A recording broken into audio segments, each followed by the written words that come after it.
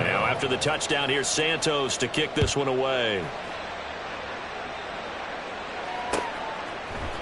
And this is going to be returned from the middle of the end zone. And he's up past the 20 to the 22-yard line. First and 10 at their own 22-yard line. Out there set and ready for this next drive, the Washington offense.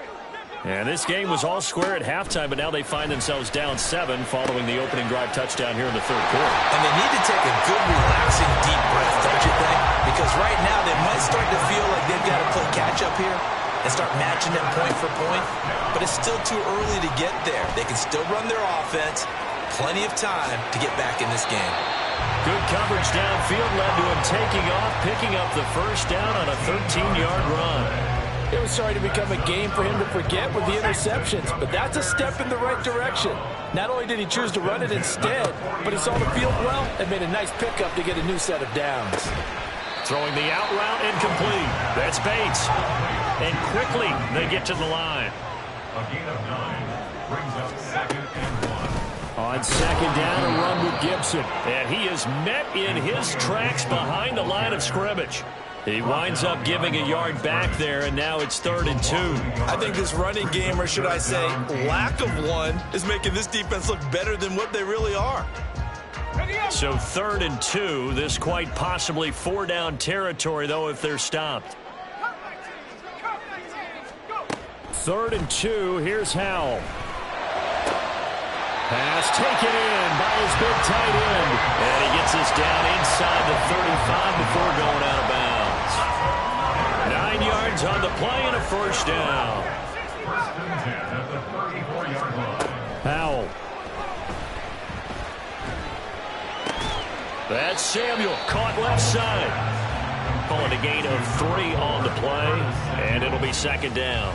Timing is so important on a route like this because he's going to line up out right and then cut straight across the field. I think the ball might have come out a count or two too late because by the time he was able to secure it, not much of a chance to turn it upfield. 2nd down, Howell now.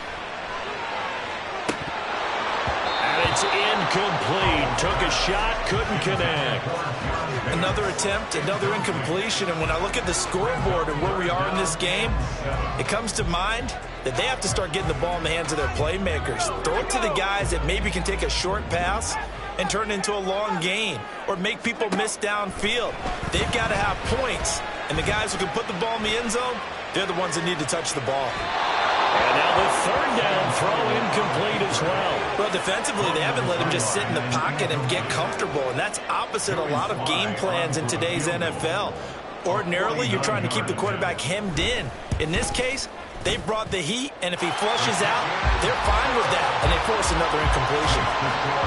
So the response to that touchdown on the other side to begin the 3rd quarter. Look, just 3 points, but still a response nonetheless. You're exactly right about that because I think you needed to answer back with something, even though it's not 6. Just enough to send the message that says, hey, we're not going away. And the decision to come out of the end zone is going to cost him 5 yards as he's taken down right at the 20. At the line, prepping for their next drive, the Bears offense. This drive here beginning probably with a pair of motivated groups. Remember, the offense scored a touchdown on their last time out, looking to repeat that in Charles's defense. They were very frustrated after giving up 6 the last time on the field. And frankly, it's just a battle of wills in a lot of ways because you know they're both motivated, they both game plan for this drive, and they both have specific outcomes in mind. To me, it just comes down to who can execute better and which side can step up and assert its will over the other. 2 yards on the pickup. They'll fake the handoff. Now Fields. Eluding the pressure right. And he'll have this past the 30 prior to going out of bounds. Fields, we know he has the good mobility. He flashes it there as he scrambles for the first down.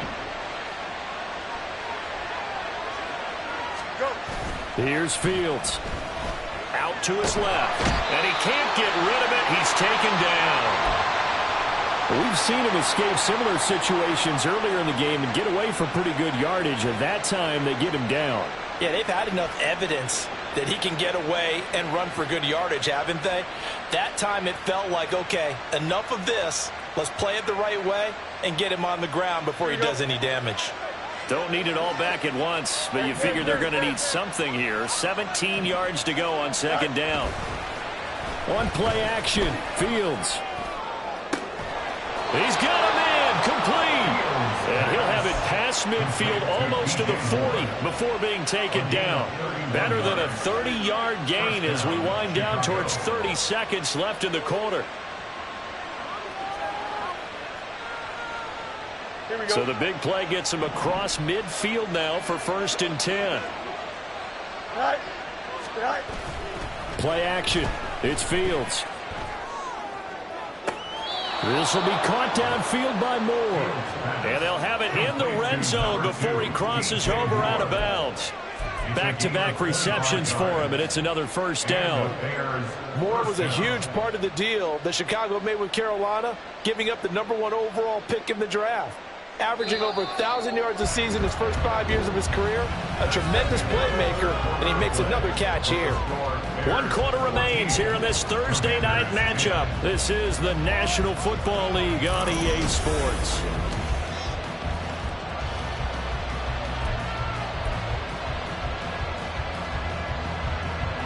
So from inside the 20, here's 1st and 10 at the 18. Fields now to throw. Looks for the out route, and it's complete to Komet. So the completion good for 6 yards. And it'll be 2nd down. Now again for him. And he is going to be stopped cold behind the line of scrimmage. This will be a loss of 3, and now a much tougher 3rd down looming. Now, obviously, that's some good work there defensively, being able to stop them and bring up a key 3rd down. But if you're on the offensive side of the ball, there's an opportunity, because I know what defensive guys are thinking right now. Just stop them, get to the ball. That means they might not be sound defensively. There could be some opportunities. And you said key 3rd down. Highlight that word. Put it in bold. Here we go. Pretty solid gain of 7 yards that time as he scrambled, but now they face a 4th down. He didn't like what he saw downfield, decided his best course of action was to take off and run. And that ended up being a gamble that did not pay off for him. Now they would have to gamble again if they want to keep this series going. Here's Fields on the sneak. The decision to go for it pays off, and now they're set up 1st and goal. They're going to hurry back to the line now. On the handoff, here's Foreman. And he'll be stopped just outside the 5 at the 6. Only a yard on the pickup there. 2nd and goal. Not a whole lot there on 1st and goal, and that's what you're looking for defensively.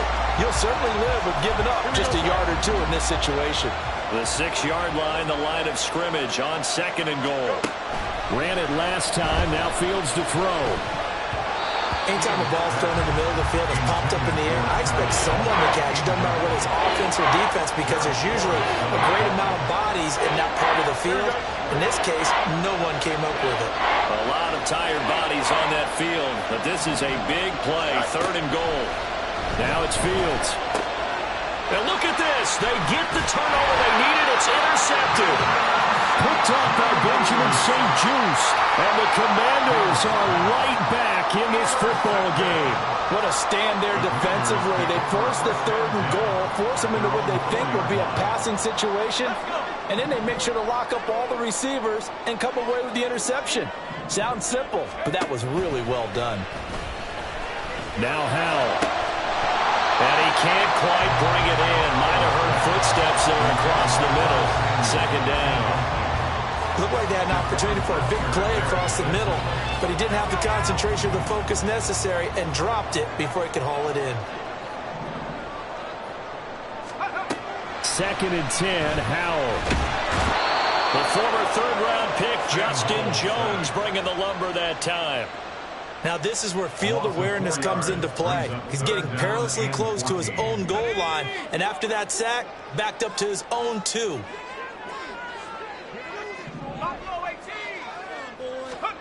Now on 3rd and long, they'll look to throw. That one downfield for Dotson. And got his man, complete. And mark him down way up close to the 40 at the 39. Now throwing on first down here. And that one's going to be off target and incomplete. It's not a bad idea, not at all. You've got a bunch of defenders reeling a little bit back on their heels after just giving up a big play. You take another shot and hope to complete it. In this case, though, it falls incomplete. Now a 2nd and 10. Howell from the gun. Got a man. It's De'Ami Brown, complete. They get 6. That'll leave them with 3rd and 4. One thing I think that's safe to say defensively, the tackling's been really good. And because of that, it's been very, very hard for them to move the ball because you're not getting the benefits of run after catch. They tackle them almost on the spot. That means you have to run extra plays, harder to move it. Another throw for Howell. And he is caught. Well, he'll go down, but not before getting this inside the 30. And here we are in the 4th quarter, partner, and we watch them drive for what would be a go-ahead touchdown. And you and I both know this is where you need a quarterback who can keep his cool back there. Not just for himself, but to keep the rest of the team relaxed too. On 1st and 10, it's Gibson. It'll be a minimum pickup, and it will take us to the 2-minute warning. Now the Bears going to call the first of their timeouts. It's just their first. They've got 2 more to use here in the final stages. Here's a quick throw out wide. It's McLaurin. And McLaurin going to pick up a Commander's first down as he's down inside the 15. But they picked up a little bit of yardage there, and now, in this situation, should be in no hurry to run a play really fast. Let the clock wind down. Complete out to Samuel on the quick throw. Now the Bears going to use the 2nd of their timeouts as they'll head to the sideline and talk over what to do next. They completed the screen on the perimeter, but boy, that was textbook defense, exactly as you're taught to play against a wide receiver screen, and they snuffed it out for a loss of yardage. They'll come up now on 2nd down. Howell to throw. Again, he'll find Samuel for the completion. I thought that wasn't a bad time to call the screen. I thought late game, down on the scoreboard, had to figure they were expecting a pass downfield. Yeah, so the edge rushers, they're coming. That could have hit big. You're right. Good recognition defensively to snuff that one out.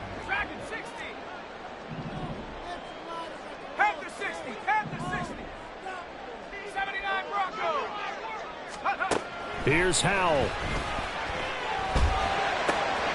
That is caught at the 7-yard line.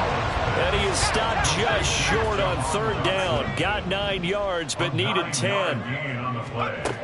4th down, Howell, desperation time.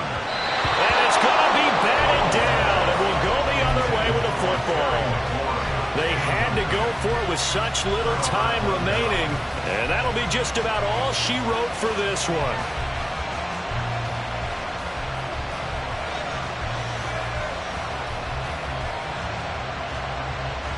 The Bears offense ready to go for their next drive. And checking the timeouts, they do have 2 defensively, but no real need to use them as they're not going to be able to stop the clock after that. The Commanders going to use the 2nd of their timeouts as they'll stop it with just over 40 seconds to go in the game. So 2nd and 9, and you'd have to figure just about all 11 probably crashing the line here. Another run on 2nd down, trying to cover up. Now Washington going to go ahead and use their final timeout as they stop it here with just under 40 seconds to go in the game. 3rd down, here's Foreman.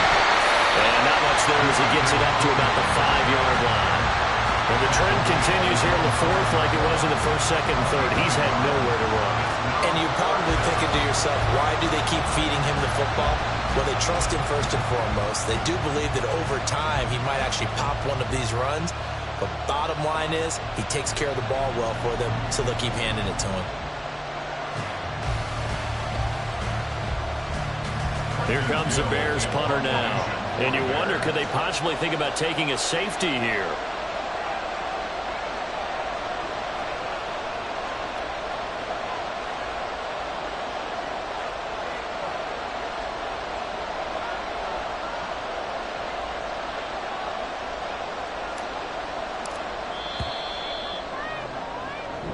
So this one in the win column for the Chicago Bears, and they were really helped by their defense, forcing 3 turnovers. I think what we saw in this one, today's defense. And what I mean by that is in the old days, pitching shutouts was big time. That was paramount. But the big thing was holding people down, holding down their yardage, right? Don't let them throw the ball through the air and gain a lot of... But now...